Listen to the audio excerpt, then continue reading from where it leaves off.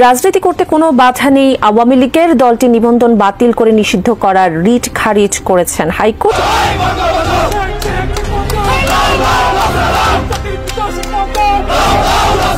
Doctor ইউনুসকে একটি চিঠি লিখেছেন জাতিসংঘ মহাসচিব আন্তোনিও গুতেরেস। প্রধান উপদেষ্টা ডক্টর মোহাম্মদ ইউনুসকে চিঠি লিখেছেন জাতিসংঘ মহাসচিব আন্তোনিও গুতেরেস। ডক্টর ইউনুসকে উকিল নোটিশ পাঠালেন, এরপর কি মামলা আসছে? জাতিসংঘ যে ইউনুসের বিরুদ্ধে আজকাল মুখ খুলছে, আজকাল যে বলছে ফ্রি ফেয়ার অ্যান্ড ইনক্লুসিভ ইলেকশনের কথা, তার মানে আওয়ামী লীগকে নিয়ে ইলেকশনের কথা কেন বলছে? শেষ মুহূর্তে আওয়ামী লীগের উপরে যে নিষেধাজ্ঞা জারি করা হয়েছে সেই নিষেধাজ্ঞা তুলে নেওয়া হতে পারে, নির্বাচন কমিশন তাদের নিবন্ধন ফিরিয়ে দিতে পারে, আন্তর্জাতিক চাপে দৃশ্যপট পাল্টে যেতে পারে যখন মনে করা হচ্ছে। সম্প্রতি ডক্টর মোহাম্মদ ইউনুস এবং এই যে উপদেষ্টা পরিষদ বৈধতা এবং অবৈধতা যাচাই করার জন্য আন্তর্জাতিক আদালতে চ্যালেঞ্জ করেছে। ব্রেকিং নিউজ, এবার বাংলাদেশের সর্ববৃহৎ রাজনৈতিক দল আওয়ামী লীগকে নিষিদ্ধ করে একের পর এক চাপের মুখে অন্তর্বর্তীকালীন সরকার ডক্টর মোহাম্মদ ইউনুস, বিশেষ করে জাতিসংঘের মহাসচিব অ্যান্তোনিও গুতেরেস ডক্টর মোহাম্মদ ইউনুসকে হুঁশিয়ারি বার্তা দিয়ে এক চিঠি পাঠিয়েছে।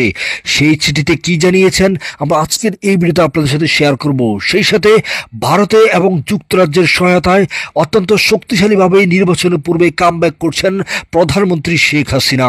প্রিয় দর্শক, গোপন সূত্রে আজকের এই ভিডিওতে আপনাদেরকে বেশ কয়েকটি তথ্য শেয়ার করব। ভিডিওটি খুবই ইম্পর্টেন্ট, তাই ভিডিওতে একটি লাইক দিয়ে না টেনে দেখতে থাকুন সকল গুরুত্বপূর্ণ তথ্যগুলো। সুতরাং অবৈধ ও অগণতান্ত্রিক এই সরকারকে হটিয়ে দেশে ফিরিয়ে আনতে হবে গণতন্ত্র, আর সেজন্য চাই শেখ হাসিনাকে। আর যে ইউনুসের ওপর পশ্চিমী দুনিয়া রুষ্ট, ব্রিটিশ বিদেশ প্রধানমন্ত্রী যে তার সঙ্গে আলোচনায় বসতে চাইলেন না, জাতিসংঘ যে ইউনুসের বিরুদ্ধে আজকাল মুখ খুলছে, আজকাল যে বলছে ফ্রি ফেয়ার অ্যান্ড ইনক্লুসিভ ইলেকশনের কথা, তার মানে আওয়ামী লীগকে নিয়ে ইলেকশনের কথা কেন বলছে? এসবের পেছনে ভারতের যে ভূমিকা সেটা কম, এটা মানে ভারতের যে ভূমিকা নেই এটা কিন্তু কেউ ভাববেন না, এটাকেও মনে রাখবেন না। ভারত তার কাজ ঠিক করে যাচ্ছে।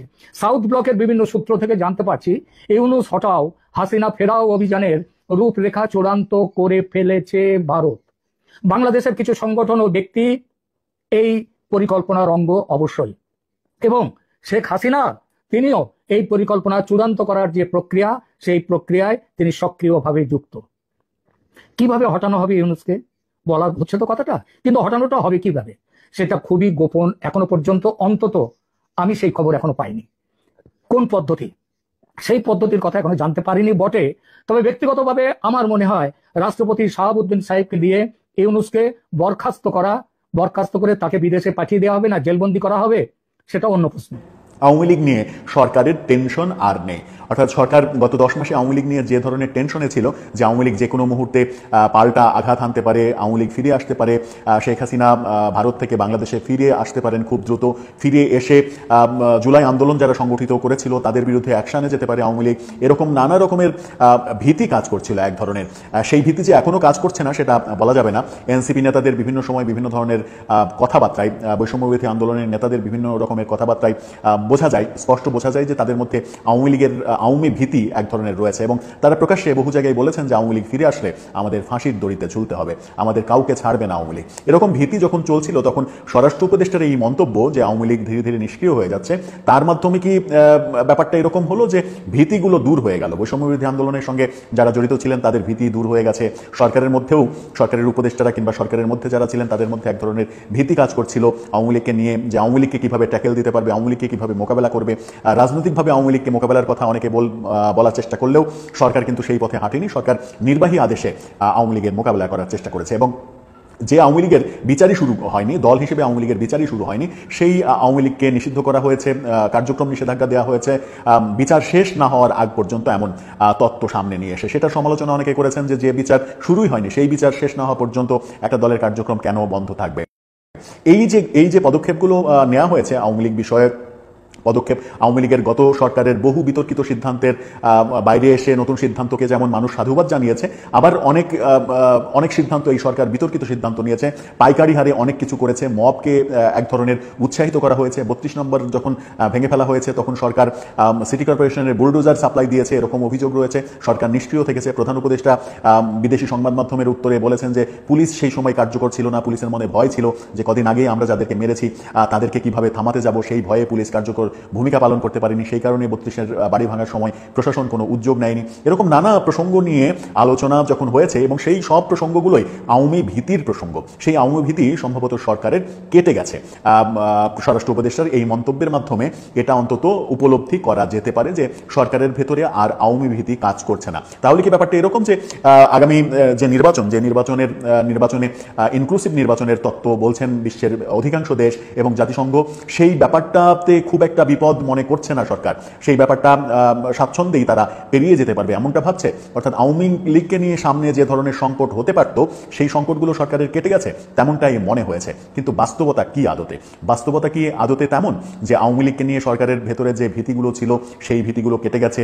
আওয়ামী লীগ যে কোনো সময় ফিরে আসার যে চেষ্টা করছিল সেই চেষ্টা আর তারা করতে পারছে না? বাস্তবতা কি এরকম? আমার মনে হয় না যে বাস্তবতা তেমন।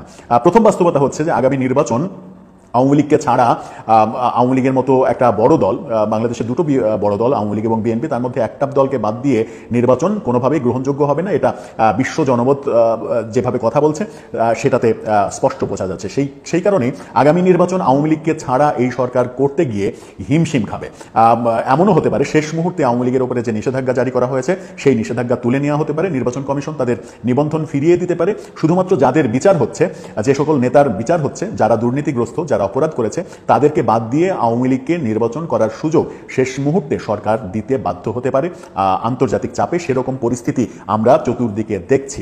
সর্বশেষ বিএনপির প্রতিনিধি দল যে চীন সফরে গেছে, চীনও কিন্তু অংশগ্রহণমূলক অবাধ সুষ্ঠু নির্বাচনের কথা বলেছে এবং বিএনপিও শেষ পর্যন্ত আওয়ামী লীগের মতো বড় দলকে বাদ দিয়ে নির্বাচনের কথা ভাববে কি ভাববে না সেই ব্যাপারে যথেষ্ট সন্দেহ রয়েছে। কারণ বিএনপিকে সরকার গঠন করে সরকার চালাতে হলে আন্তর্জাতিক মহলের সাপোর্ট প্রয়োজন হবে, আর আন্তর্জাতিক মহলের কাছে যদি নির্বাচন প্রশ্নবিদ্ধ হয় তাহলে সেই সাপোর্ট তারা পাবে না।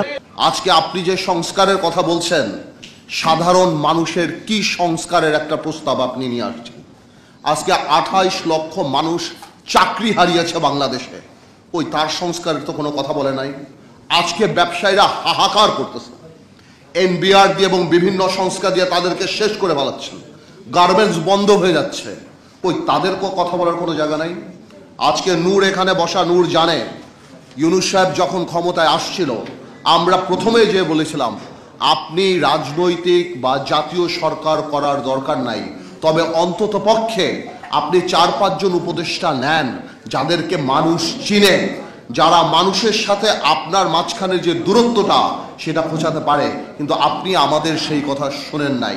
আজকে আপনার যে উপদেষ্টারা আছে তাদের অর্ধেক উপদেষ্টার নাম বাংলাদেশের মানুষ বলতে পারে না। তারা জানে না যে তাদের ভাগ্য কার দ্বারা নির্ধারিত হচ্ছে, কার দ্বারা ঠিক হচ্ছে। আপনার আরেকটা সোর্স অফ পাওয়ার ছিল কারা?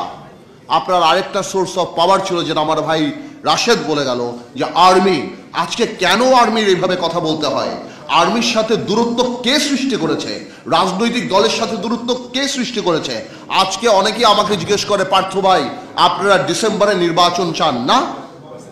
ডিসেম্বরের কথা তো আমরা বলি নাই, আপনি বলেছেন ইউনূস সাহেব জাতির সামনে ডিসেম্বরের কথা। আমরা বলেছি আপনারা সেই ওয়াদা আপনি রাখেন, আমাদের মুখ থেকে ডিসেম্বরের কথা আসে নাই। আজকে করিডোরের কথা শুনে কনফিউশন কে ক্রিয়েট করেছে? আমরা তো কনফিউশন ক্রিয়েট করি নাই। এই করিডোরের ইস্যু ইউনূস সাহেব আপনি নিয়ে আসছেন। আজকে কষ্ট লাগে, আপনার প্রেস সচিব বলে নির্বাচন কবে? জানুয়ারিতে হতে পারে, ফেব্রুয়ারিতে হতে পারে, মার্চে হতে পারে, এপ্রিলে হতে পারে। এটা কোনো ধরনের কথা? আপনি জাতিকে কি একটা লটারির মধ্যে ফেলে দিবেন যে আজকে আপনি বলছেন আপনি সংস্কার করবেন? কিসের সংস্কার? এনসিপি কে ক্ষমতায় আনার সংস্কার, এনসিপি কে ভালো করার সংস্কার। দেখুন, এনসিপির প্রতি আমাদের দুর্বলতা আছে। এই যে বৈষম্য বিরোধী ছাত্র আন্দোলন, এদের প্রতি আমাদের দুর্বলতা আছে। আমি ব্যক্তিগতভাবে চাই যদি এত বড় একটা সংসদ সামনে আসবে, তারা যদি ঠিক করে পলিটিক্স করে সামনে আসতে পারে, I'll be more than happy. And আমি শিওর আমার এখানে যারা বয়স আছে তারা হবে। কিন্তু তারা যে প্রথম থেকে প্রত্যেকটা রাজনৈতিক দলকে আক্রমণের মুখে রেখেছে। এই যে একটা কথা তারা বলে যে বিএনপি আওয়ামী লীগ মুদ্রার এপিট আর ওপিট, আমরা আর আওয়ামী লীগরা বা অন্যান্য দলরা আমরা নাকি মুদ্রার এপিট আর ওপিট। ওনারা কোন কারণে এই কথা বলে? আজকে কি বিএনপি বাংলাদেশে 1400 লোক হত্যা করেছে? বিএনপি কি লক্ষ কোটি টাকা পাচার করেছে? বিএনপি কি 3টা জাতীয় সংসদ নির্বাচন, দিনের নির্বাচন রাতে করেছে? মাথায় রাখতে হবে আওয়ামী লীগ কোনো রাজনৈতিক দল না। Awami League is a criminal enterprise. BNP আর আমরা রাজনৈতিক দল। আজকে বিএনপিকে আমি ধন্যবাদ জানাই যে বিএনপির মতো এত বড় একটা রাজনৈতিক দল, হয়তো ইলেকট্রাল রেটে আমরা ওরকম ইম্পর্টেন্ট নাও হতে পারি, কিন্তু রাজনীতিতে হয়তো আমরা রেলিভেন্ট। আজকে বিএনপি 31 দফা করার সময় আমাদের সাথে কথা বলেছে, আমাদের কাছ থেকে অনেক ধরনের অ্যাডভাইস নিয়েছে, কিন্তু কষ্ট লাগে এনসিপি আপনাদের জন্য, কারণ আপনারা এর মধ্যে ইনক্লুডেড অন্তর্ভুক্তি হতে পারেন নাই আপনাদের দম্ভ, আপনাদের অহংকারের জন্য। মনে রাখবেন, সরকার চালানো আর সরকার নামানো এক জিনিস না। আজকে ইউনূস সাহেব, আপনাকে আরেকটা কথা বলি, আপনার অ্যাসেট কি? You are not a politician. আপনার অ্যাসেট ইন্টেগ্রিটি, আপনার ক্রেডিবিলিটি আপনার অ্যাসেট। আজকে যখন আমরা দেখি আপনি কি আদমের লাইসেন্স নিচ্ছেন, আপনি ইউনিভার্সিটির লাইসেন্স নিচ্ছেন, আপনার অনেক কিছু মাফ হয়ে যাচ্ছে। আপনার ওখানে যে উপদেষ্টারা বসা, সেই উপদেষ্টারা রাত্রেবেলা এনসিপির সাথে বসে, সেখানে বসে কোন কফি হাউসে বসে সবকিছু ঠিক করছে। আপনার মন খারাপ, আপনি পদত্যাগ করতে যান, সেই জিনিস আমাদের জানতে হবে এনসিপির নেতা নাহিদের কাছ থেকে। এটা আমাদের জন্য লজ্জাকর ব্যাপার। আপনি আজকে যে পারমিশনগুলি নিয়েছেন, এই পারমিশনগুলি হয়তো কোনো একটা গণতান্ত্রিক সরকার আসলে আপনি নিতে পারতেন, কিন্তু আজকে নিয়ে আপনার ইন্টিগ্রিটি অ্যাটাক করার, আপনার ইন্টিগ্রিটিকে প্রশ্নবিদ্ধ করার কোনো দরকার ছিল না। এজন্য আমরা বলতে চাই, আমরা জানি আপনি রাজনীতিবিদ না, আমরা জানি আপনার আশেপাশে রাজনীতিবিদ নাই। আপনি এখন নির্বাচনের ডেটটা দিয়ে দেন বাংলাদেশে।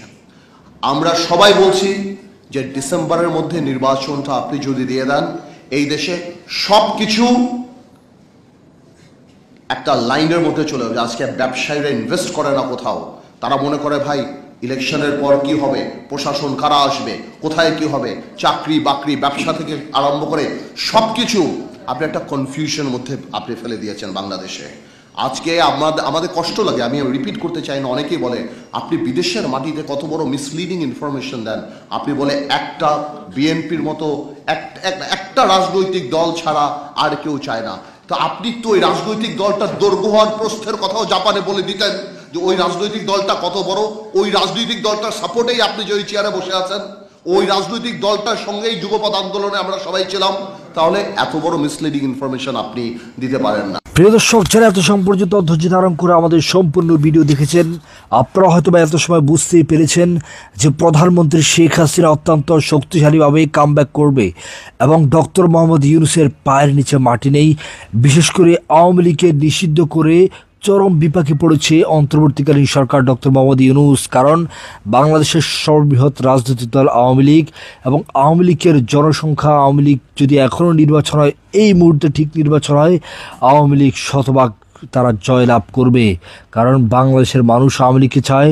প্রধানমন্ত্রী শেখ হাসিনা বাংলাদেশের যে উন্নয়ন করেছেন, বিগত কোনো সরকারই সেটা করতে পারেনি, সেটা বাংলার জনগণ খুব ভালোভাবেই উপলব্ধি করতে পেরেছে। সেই জন্য বাংলার জনগণ প্রধানমন্ত্রী শেখ হাসিনাকে আবারও বাংলাদেশের প্রধানমন্ত্রীর দায়িত্ব ফিরিয়ে দিতে চায়।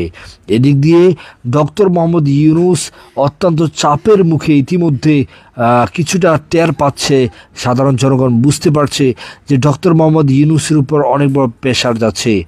কিছুদিন পূর্বে আপনারা জানেন, লন্ডনের ডক্টর মোহাম্মদ ইউনূস আপনার তারেক রহমানের সাথে সাক্ষাৎ করেছিল। কেন তারেক রহমানের সাথে সাক্ষাৎ করে নির্বাচন ফিক্সড করেছে, আওয়ামী লীগকে কেন অংশগ্রহণ চায় না তারা, সব কিছু মিলিয়ে চরম বিপাকে অন্তর্বর্তীকালীন সরকার ডক্টর মোহাম্মদ ইউনূস এবং সেই সাথে সমন্বয়ক এনসিপির নেতারাও কিন্তু এবার ডক্টর ইউনূসের উপর চটেছে, কঠিনভাবে খেপেছে। কারণ কেন আপনার তারেক রহমানের সাথে সাক্ষাৎ করে নির্ধারণ করেছে, সমন্বয়কদের সাথে কোনো আলোচনা নেই, কোনো কথা নেই, বার্তা নেই, নির্বাচন নিয়ে হুটহাট করে একটা সিদ্ধান্ত দিয়ে দেওয়া, এটা কোনোভাবে মেনে নিতে পারেনি অন্তর্বর্তীকালীন সরকারের এই সিদ্ধান্তকে প্রত্যাখ্যান করেছে এনসিপি এবং সর্ববৃহৎ রাজনৈতিক দল আওয়ামী লীগের অংশগ্রহণ চায় বিজ্ঞ বিশ্লেষকরা। প্রিয় দর্শক, আপনি কি চান যে আওয়ামী লীগ আবার ফিরে আসুক এবং নির্বাচনে অংশগ্রহণ করুক? যদি চান কমেন্টে অবশ্যই জানাবেন এবং সেই সাথে প্রধানমন্ত্রী শেখ হাসিনাকে যদি আপনি সত্যিকারে ভালোবেসে থাকেন, ভিডিওতে একটা লাইক দিয়ে শেয়ার করে সবাইকে দেখার সুযোগ করে দিবেন, সঠিক তথ্যগুলো জানার সুযোগ করে দিবেন। ধন্যবাদ সকলকে।